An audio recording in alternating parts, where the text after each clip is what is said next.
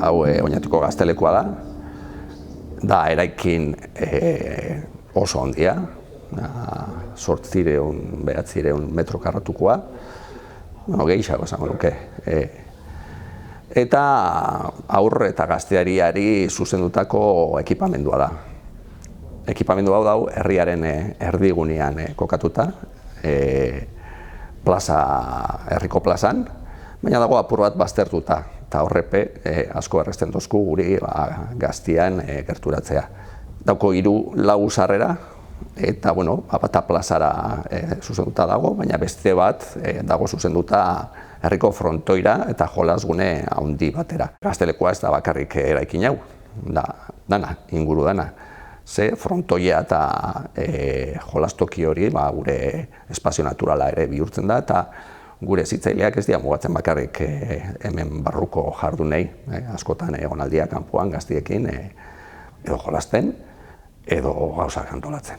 Ez da eraikin bat soilik, azkenean proiektu hezitzaile bat daukagu barruan, eta ikuspuntu hezitzaile horren barruan hainbat helburu ditugu, izan alda berdintasuna, integrazioa, euskera bera, antolatzen ditugun gauzak, ez ditugu guk antolatzen, eurekin elkarlanean antolatzen ditugu. Kontzertu bat dago, zeinek jarriko ditu kartelak, zeinek egingo du kartela, zein egongo da tiak.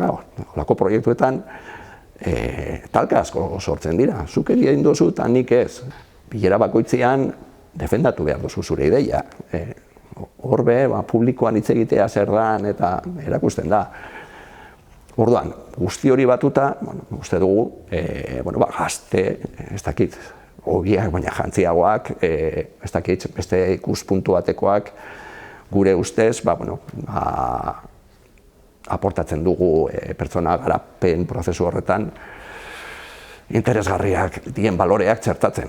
Baina guzti horrek ez luke funtzionateko hemen dagoen ekipoaren implikazioare gabe. Daukogu 8 pertsona honetara zuzenduta, gehi neu, danok sinisten dugu proiektu horretan, eta hori oso importantea da. Zegatik, azkenian ikusten dozunean baliabidea daukotzula, nahi dozuna lortzia posible dala, eta beste dana zure esku dauela, ikusten baduzu ekipo guztia implikauta dauela, azkenian